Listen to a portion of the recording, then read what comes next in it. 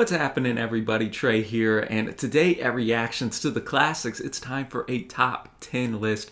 This time, gonna be counting down the top 10 songs from the Tubes. All right, reaction to the Tubes today. I don't think I'm familiar with this group at all, man. So I always kind of like that more on these, obviously on these reactions, man. You get to kind of become familiar with the band in real time, and I always appreciate the patron who brings these top 10 lists to us month to month. We have D, our patron D. Thank you, my friend. You always have the goods in store, man. Let's get into the write-up that D shared with us. He always has some good write-ups, and this one was no different, man. So the Tubes were a San Francisco-based group that defied classification. They were somewhere between hard rock, glam rock, and just plain comedy.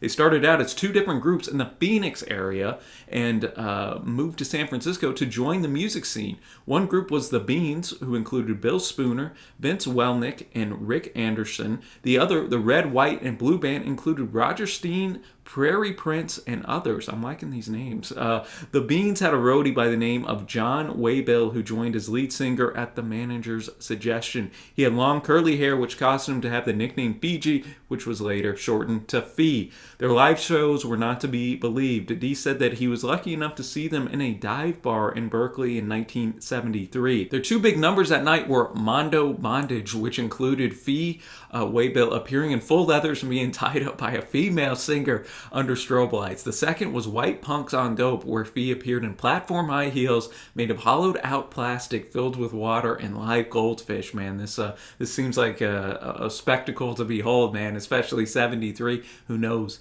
what was going down in that crowd, man. He had a pair of glasses on which spelled out Quay, Q-U-A-Y, in lights, a send-up of Elton John. His character was named Quaalude. It was a terrific show. Their first album was produced by the great Al Cooper, who y'all might know of Season of the Witch fame, and was released in 1975. Its over-the-top production tried to match their over-the-top live shows. Their shows satirized everything from movies to TV to pop culture. They included everything from tap dancers to acrobats and were highly choreographed.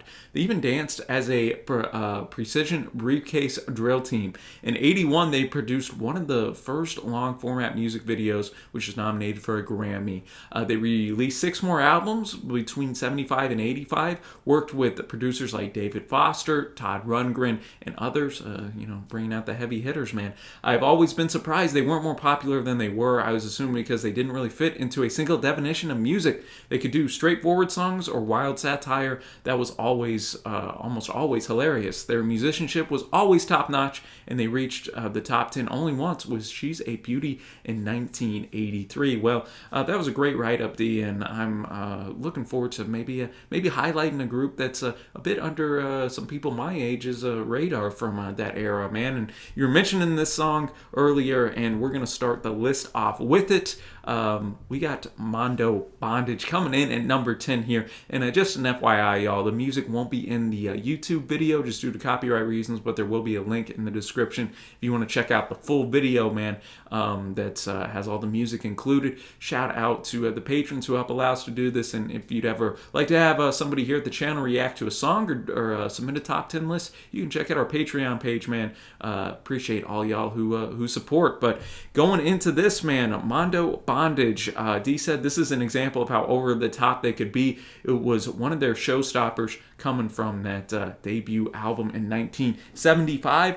And I have the lyrics pulled up for all these tracks, man. Gonna listen and enjoy, and then afterwards give my takes, and at the very end give my favorite tracks, and just an overall opinion of the Tubes, man. Looking forward to this one. Thank you again to D. All right, Mondo Bondage, starting us off with the first Tubes track I've ever heard, man, and especially at the end there, I could just imagine in a live setting how energetic and memorable that would have been, man. As D was noting how he saw Fee getting actually kind of bound up on stage and whatnot, and I mean lyrically, kind of goes with that bondage type of thing, man. Is saying I've been strangled, all choked up inside, swallowed all my pride, roped and hogtied, been tied up in knots. That's all I got. And then shouts out saying no matter where he would go, he would just.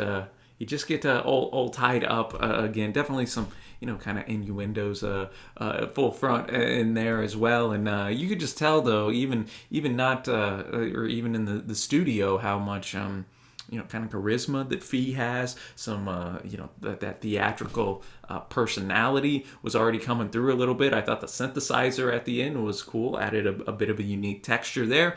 And I thought Prairie Prince on the drum kit as well, killing those fills in there. And, I'm with you, D. I don't even know what I would categorize that song as. It's that kind of weird blend of like kind of glam rock, hard rock. There was a little bit of just kind of prog elements and kind of the theatrical nature a little bit of what was going on. Maybe not so much musically, but yeah, man, cool track to start us off. And now we're gonna go to number 9 on the list. Turn Me On. Dee noted that it's off a Remote Control from '79, so we're gonna skip ahead a few years. And this was a concept record about the love-hate relationship we all have with television. Man, ain't that the truth?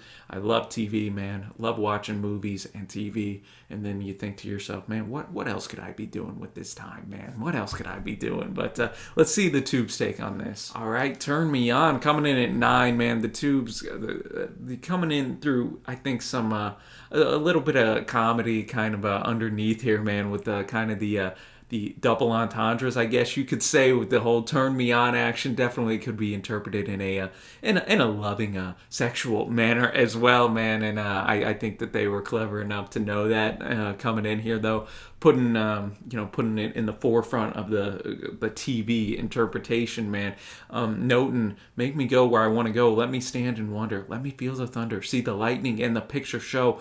And then we get describing the TV. Put your hand on the power. Turn me on again and again. Say you're always going to be my friend. Love me like you mean it. Make a mess and clean it. Don't you stop till I tell you when. So, I thought that this, though it had obviously some funny moments, and it, kind of makes you think in the bigger picture of things, which I think is what great comedy bands can do, man. Think you bring something in a lighter manner on a maybe more serious topic about TV consumption, man, and how we almost use it as a substitute friend in our lives, especially when stuff maybe isn't going too well. But it had a bit of, again, that almost theatrical nature to it, especially with the backing vocals going in. Oh, turn me on, making the colors bright, making it go all night, give me the louder sound. I thought that was the highlight musically for me. Synth dominated again, especially kind of at the start. And I think this works with the energy in the as an opener as well to Remote Control. And, it was just a cool... It had that cool late 70s, early 80s vibe to it as well. And man, I enjoyed that. I think I liked... I think I enjoyed Mondo Bondage a little bit more, but still a solid tune. And now we're going to get to their biggest hit, She's a Beauty, produced by the legendary David Foster from their record Outside Inside from 1983. So again, going to go ahead a few years. Co-written by Fee Waybill, David Foster, and Toto guitarist Steve Lukather. The song was inspired by Waybill's experience at a red light district in San Francisco, man. The music was largely written by Foster, who was also the source for the song's title. Drummer Prairie Prince said that, quote, well, I guess you could say it was more commercial. I mean, it's not something that we never wanted to do in the past. It's just something that never really happened for us before. David Foster we owe a lot to because he's got an ear for a hit. It became their biggest hit, went to 10 on the Hot 100 and 1 on the mainstream rock tracks chart. So let's see the Tube's biggest hit here. All right, She's a Beauty. Gotta heart that one, man. Definitely my favorite up to this point. You could definitely tell it was made to be a hit right here, and I guess that's that David Foster fingerprint, as Prairie was noting in his quote that I read before. And you could just see this being played played on the radio back in the day. Not that I was around for it, but I could imagine, man. And it's got that kind of early to mid 80s charm that I think still holds up a little bit today, at least for my ears, man. And the whole concept, you could get that kind of red light district thing right away. And from that first verse, step right up and don't be shy because you will not believe your eyes. She's right here behind the glass. You're gonna like her because she's got class. So you know, kind of like a little peep show vibe. You pay something and get to look at the girl. But they warn us here, man. Don't fall in love. She's a beauty. She's one in a million girls. And then we get the kind of, I like the backing vocals and that, kind of why would I lie type of thing. It gave it a bit more of a a full and catchy type of sound in that chorus, man. You can say anything you like, but you can't touch the merchandise. Got to remember that, people. Don't touch the merchandise. She'll give you every penny's worth, but it will cost you $1 first. I enjoyed that line. I thought that was a bit clever, man. And just the way they were framing it, like, okay, you can enjoy this, but make sure she's everything you dream about, this and that. But don't fall in love, man. Remember, at the end of the day, this girl don't love you. She don't even know you, man. You might be looking at her, but once you're gone, man. And I thought the guitar solo in the middle as well by Toto's own Steve Lukather, I'm probably butchering his last name, man, but I thought he did a great job, and just all in all, man, a pleasant tune. No surprise here that it made the top 10. And now we're gonna go to what he says a little bit of a humorous satire set to rockabilly. We got Young and Rich, the record from 1976, and the song Proud to Be an American. All right, Proud to Be an American, where at least I know I'm free. No, it ain't that song, y'all. We got the Tubes version coming in, man, with old Bill Spooner kind of taking the reins on this track a little bit, writing it, and I thought it was cool.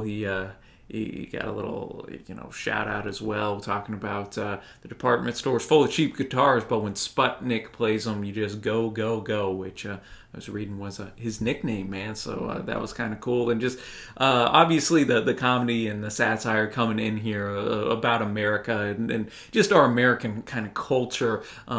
We'd start off thinking of all the groovy things we've done. We got TV, free religion, rock and roll, Standard Oil, Times Square, Jimmy Darren, Smokey Bear, price reduction, Reconstruction, Peace Corps, and a whole lot more. I thought that the rapid fire delivery on the vocals fit well with just that 50s rockabilly guitar style that was going in here. Just kind of made you throw back and think back to that kind of 50s innocence, just straight up rock and roll type of era type of thing. He notes further on, just again, some kind of Americana type stuff: surfboard, cigarettes, homework, Southern comfort.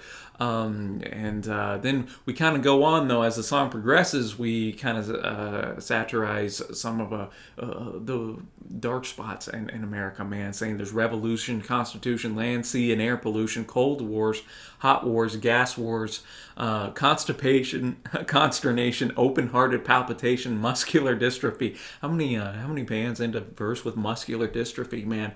And then kind of go on further.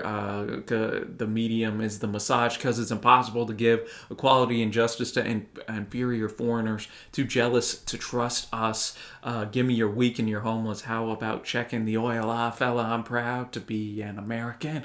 I'm proud to be an American. So highlighting both the good and bad of America, and just kind of our traits, man, and setting it to that rockabilly sound. None of these 4 tunes thus far have sounded similar at all, man. So I give the Tubes props on that, switching things up. And now we're going to go to the longest track on this list, and a title that definitely grabs the attention, man. We got White Punks on Dope, going back to that self-titled record from 75. D noted this was their first big production numbers. He was the character of Quaalude, a completely out-of-control, stoned-out rock band lead singer. Al Cooper produced this to try to convey the qualities of their live shows. The lyrics talk about rich who are strung out.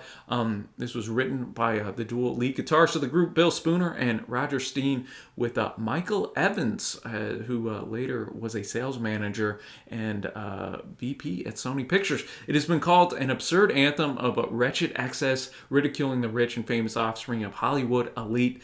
It became a rock anthem for them and a spectacular closing number to their elaborate stage shows. It was considered too politically incorrect to receive much airplay in the US, but it did reach 28 in the UK. Just a little FYI there. I'm looking forward to diving into this one, man. White Punks on Dope.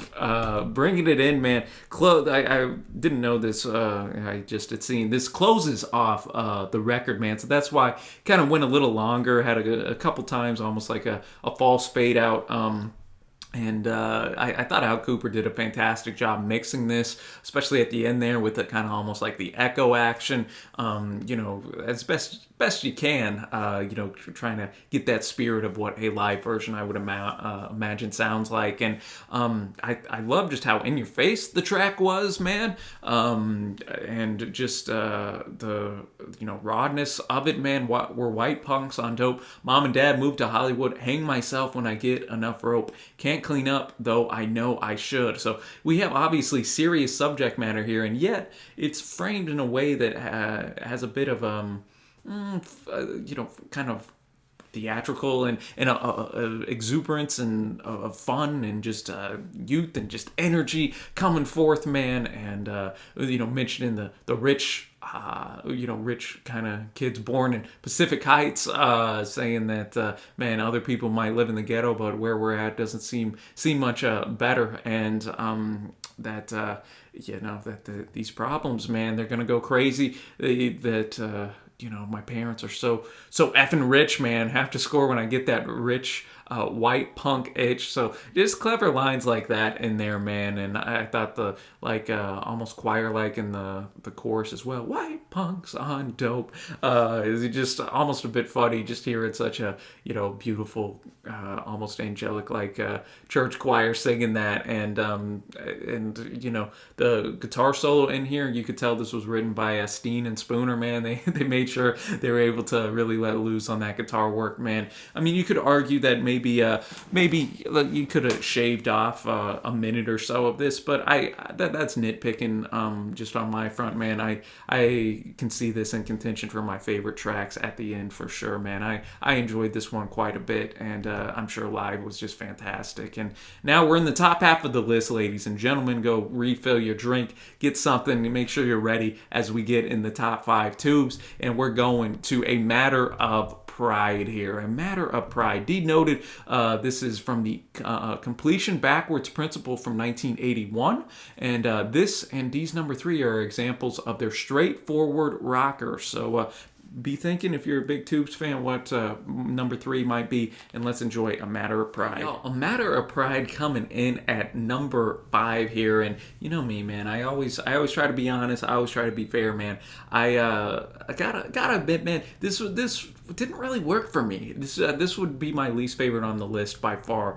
And part of that might be coming off of White Punks on Dope, and just how great that was able to work together. So many mixing parts that were able to blend into a great finished piece. This just felt a little too slick for me, and just my personal taste here. It was more straightforward, as Dee noted, and it sounded of its time. I mean, obviously 81, it was made for the audience of that time. We're sitting here 40 years later listening to it. They didn't make it for us, man, but just for me, it almost felt just a little bit too just too slick. I don't know if that's on the production side or whatever the case may be. I wasn't a big fan of the chorus either, just with kind of the high when you love somebody you must look into her eyes. When you love somebody, you have pride. I like kind of the lyricism. That was the highlight. You say you love me, but you know it's a lie.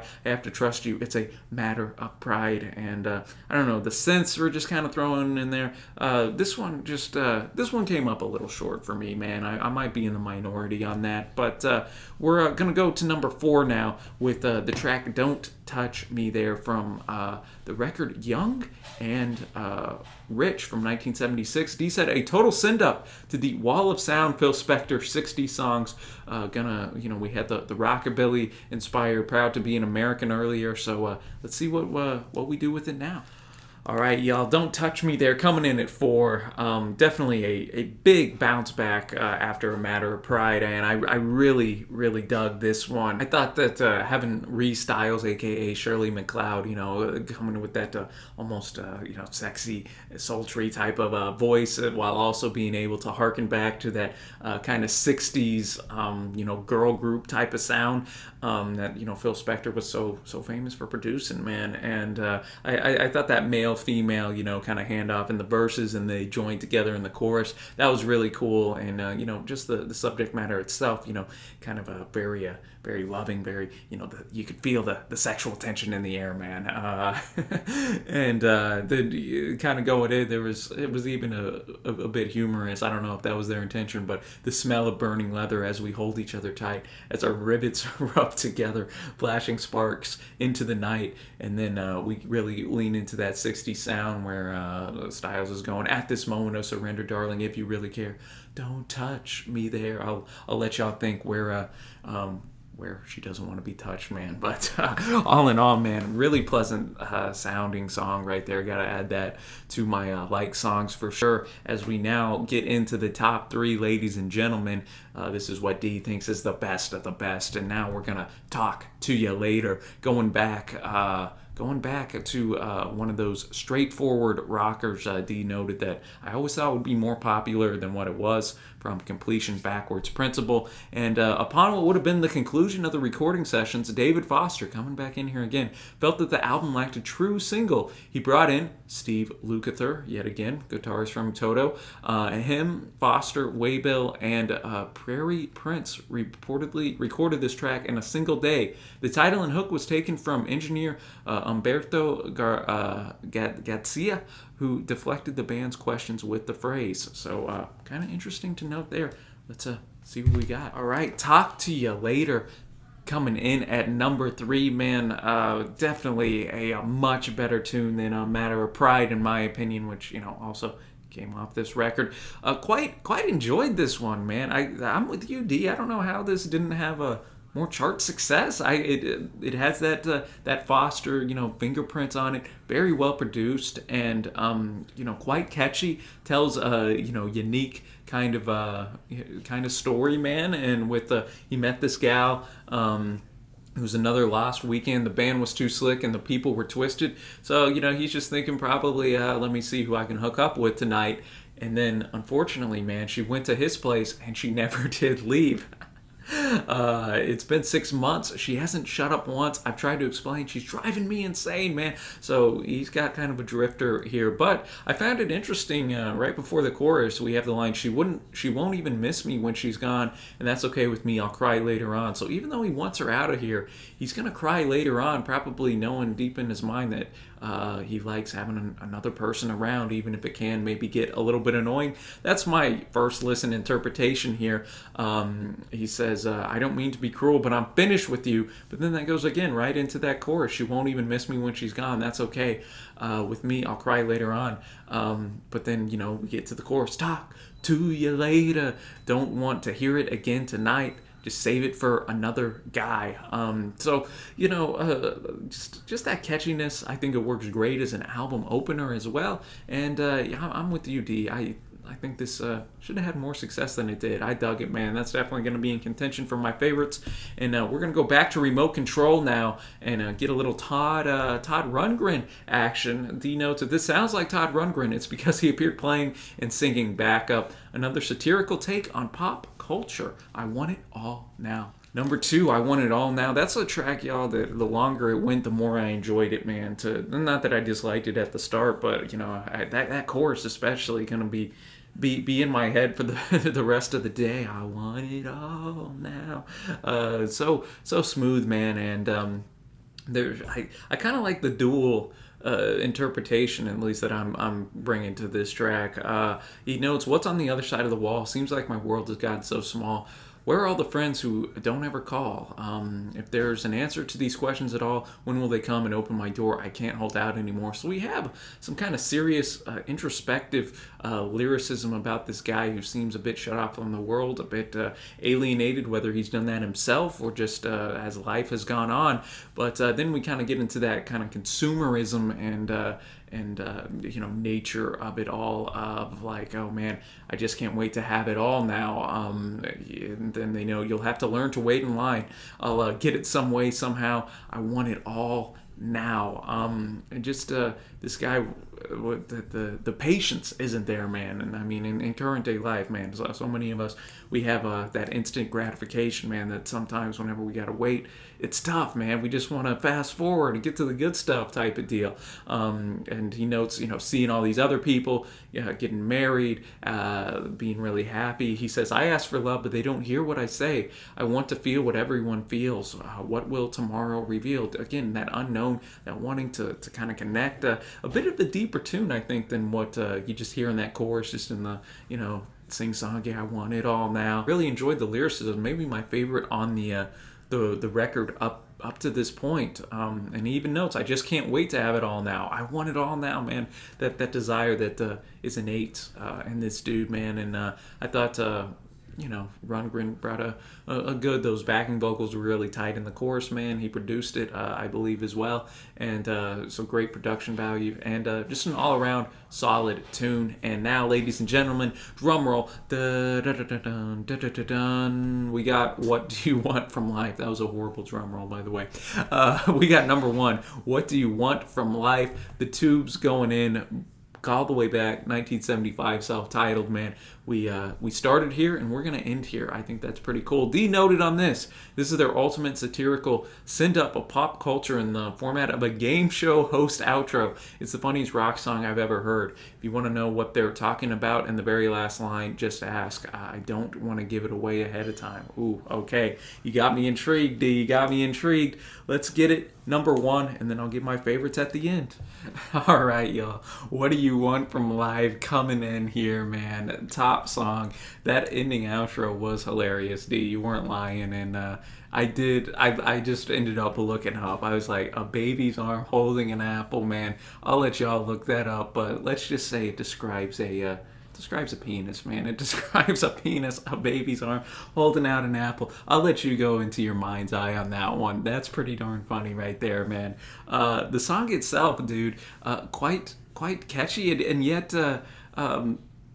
still going. I like it because the Tubes kind of bring forth this comedy and satire, and just like any good satire, man, it makes you think about some of the deeper things as you're having a good time, listening or watching or reading whatever the satire is, man. What do you want from life? You want to kidnap an heiress or threaten her with a knife?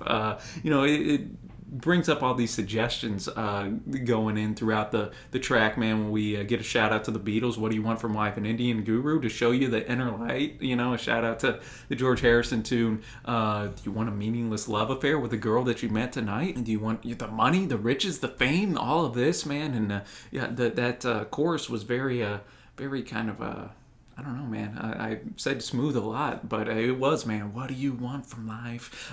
Just had that nice 70s atmosphere and vibe, and the synthesizers were coming in a little bit funky like as well. And then at the end, you had the minute long like game show like outro, man. Just saying, man, you could have a heated kidney shaped pool, a microwave oven, don't watch the food cook, a Dynagym, and I thought this was, I don't know why this cracked me up, but I'll personally demonstrate it in the privacy of your own home. And it just continues to go on there. You can get a year's supply of antibiotics, a personally autographed picture of a Randy Mantooth, and Bob Dylan's new unlisted phone number. Man, Bob getting the shout out here. That's pretty cool, man. I'm looking it up. I'm not familiar with Randy Mantooth, but what a freaking name that is. He's an actor, worked for more than 40 years Yeah, he's been in a bunch of different stuff. I don't know if I am familiar with anything, but hey, Randy got the shout out here.